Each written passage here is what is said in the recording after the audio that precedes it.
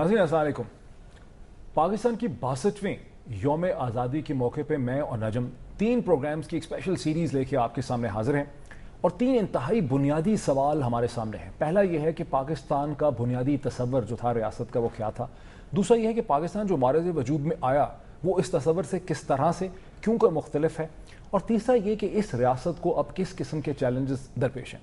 आज इस सिलसिले का पहला प्रोग्राम है और मैं शुरू करता हूँ नजम के साथ। एक इंतहाई नजम बड़े ही बेसिक बुनियादी सवाल से, यानी जो स्कूल की टेक्स्ट बुक की जो किताबें होती हैं वहाँ पे एक सवाल होता है कि Mohammad Ali Jinnah, the ambassador of Hindu Muslim unity, how come this Mohammad Ali Jinnah ended up asking for a separate state from Muslims. जी हाँ, ये बहुत डिस्कशन हुई है इस सवाल के ऊपर। पिटावा सवाल है, मगर हुआ ये मोटी मोटी बात जो है वो ये है कि कायदे आज़म ने बड़ी कोशिश की, जैसे अल्लामा इकबाल ने बड़ी कोशिश की कि किसी तरीके के साथ नेहरू, पटेल, गांधी इन सबको समझा लिया जाए कि देखिए हम हिंदुस्तान में ही रहना चाहते हैं, मगर हमारे लिए कोई प्रोटेक्शन होनी चाहिए मुसलमानों के लिए, हमारे मईशत की हमारी प्रोटेक्शन होनी चाहिए, हमारी सियासी रिप्रेजेंटेशन सही होनी चाहिए। तो ये हिंदू मुस्लिम जो प्रॉब्लम है ये नहीं होना चाहिए। और हर वक्त तक, आखिरी वक्त तक कायदे आज़म पूरी कोशिश करते रहे। इसीलिए उन्हें ये कहा जाता था कि हिंदू मुस्लिम यूनिटी के एम्बेसडर हैं। और मगर आखिर में वही हुआ कि वो किसी मोटी मोटी बात ये कि वो बात ही नहीं माने कायदे आज़म की, और उनको धकेलते गए कि कोई बात मानने के लिए तैयार नहीं रही। यहाँ तक मुझे याद है कि एक हिस्ट्री बुक में ये भी लिखा गया है कि एक वक्त ऐसा आया कि गांधी ने नेहरू को ये कहा कि क्यों आप इनको धकेल रहे हैं, छोटी सी बात है, इनकी कुछ बातें मान जाएं और कायदे आज़म को पहला प्राइम मिनिस्टर बनने दें, बाकी डिमांड ये छोड़ देंगे अगर आप इनको ये पहला प्राइम मिनिस्टर बना दें। जैसे आप देख रहे हैं हिंदुस्तान में वो एक आध मुसलमान को प्रेसिडेंट बना देते हैं, मगर नेहरू ने ये भी बात नहीं मानी। वो बेसिक प्रोटेक्शंस क्या थी, वो क्या गारंटीज थी जो जिन्ना मांगते थे, जो कांग्रेस देने के लिए तैयार नहीं? देखिए, सेपरेट इलेक्टरेट्स की एक डिमांड थी कि हमारे, जैसे अब यहाँ कुछ एक वक्त पे यहाँ भी सेपरेट इलेक्टरेट्स की डिमांड आई माइनॉरिटीज की तरफ से।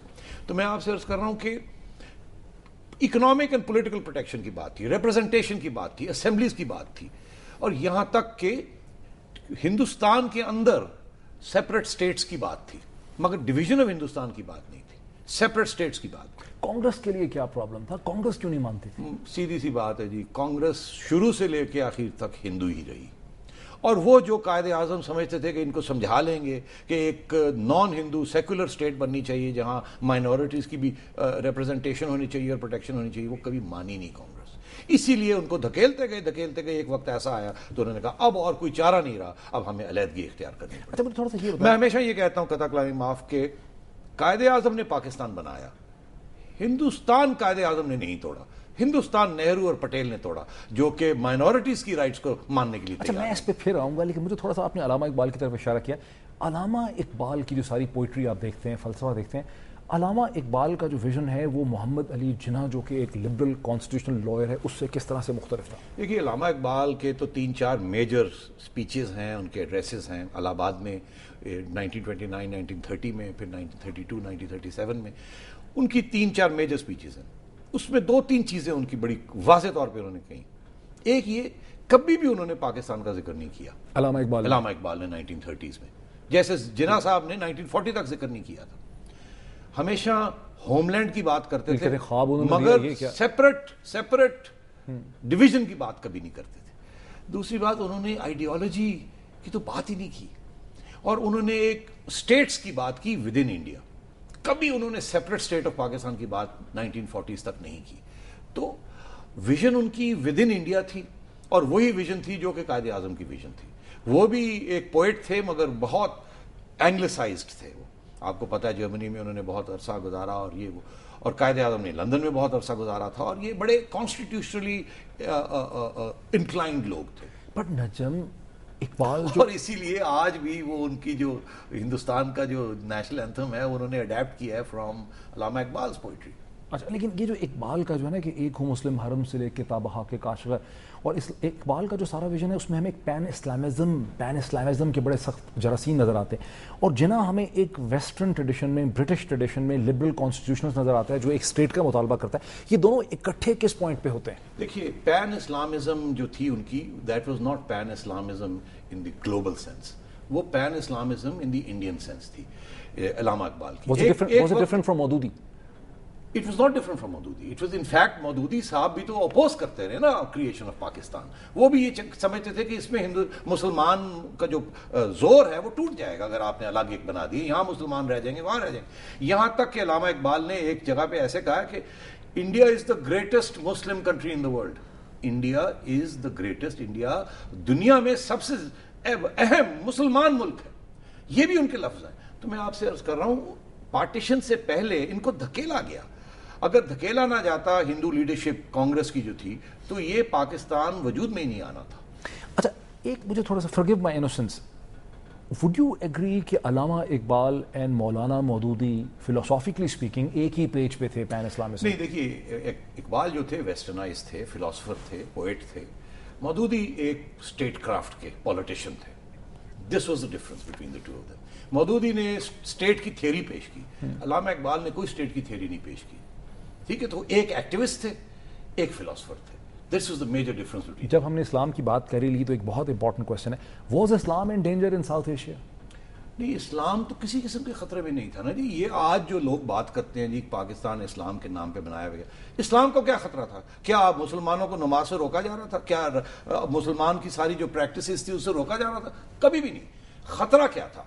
इस्लाम को कोई खतरा नहीं था, कभी भी खतरा नहीं था, क्योंकि इस्लाम तो मजहब है. मजहब को क्या खतरा था? खतरा मुसलमानों के जो हकूक थे, सियासी हकूक, माशी हकूक, क्योंकि वो मार्जिनलाइज हो रहे थे इन सोसाइटी. और अब भी आप देखें जो रह गए हैं वो मार्जिनलाइज हो गए हैं वहां. तो इस सिलसिले में जो डिमांड क्रिएट हुई वो थी मुस्लिम होमलैंड के लिए. ये नहीं कि वो मुस्लिम होमलैंड इस्लाम की प्रोटेक्शन के लिए. इस्लाम को कभी भी खतरा नहीं था हिंदुस्तान में. अच्छा, एक बुनियादी सवाल, बड़ा इनोसेंट सा सवाल जहन में आता है कि Mohammad Ali Jinnah, no dietary restrictions kind of person, westernised person, liberal constitutionalist, Muslims of India trust करते हैं in the leadership of Mohammad Ali Jinnah और वो रिजेक्ट कर देते हैं तमाम क्लरिकल लीडरशिप को. इसीलिए क्योंकि इस्लाम की बात कायदे आजम ने नहीं की. उन्होंने ये कभी नहीं कहा कि हमारा मजहब जो है खतरे में. और आपने भी जिक्र किया बड़े वेस्टर्नाइज थे, शायद नमाज पढ़ते थे, नहीं पढ़ते थे, ये बातें में हम नहीं जाते आज, मगर इस्लाम तो एक मजहब का बात है ना जी. तो मुसलमान जो है वो एक कम्युनिटी की जिक्र है. उसमें आप मुसलमान अमीर भी हो सकते हैं, गरीब भी हो सकते हैं, इधर भी रहते हैं, उधर भी रहते हैं. अब सारी दुनिया में मुसलमान फैले हुए हैं. इसका क्या मतलब है कि जहां जहां वो फैले हुए वहां अलग एक रियासत होनी चाहिए? नहीं. हकायक, हकूक. तो ये सारी गेम ही सारी थ्रू आउट यही थी. और जब उन्होंने आपको अपने हकूक नहीं दिए तो फिर ये कायदे आजम ने सोचा कि अब और कोई चारा नहीं रहा, अब अलग ही एक रियासत बनानी पड़ेगी जहां हम किसी से हमें खतरा नहीं होगा. अच्छा, अलग ही रियासत बनानी पड़ेगी, लेकिन क्या मोहम्मद अली जिन्ना ने अपनी ज़िंदगी में पाकिस्तान बनने से पहले आइडियोलॉजी ऑफ पाकिस्तान के नाम की कोई टर्म इंट्रोड्यूस की, कोई कॉन्सेप्ट दिया? मैं आपसे बड़ी दिलचस्प बात है ये, बहुत इंपॉर्टेंट, क्योंकि हर जगह पे आज आप सुने, हमारी टेक्स्ट बुक्स में देखें आइडियोलॉजी पाकिस्तान. हमारी टेक्स्ट बुक्स क्या कहती है?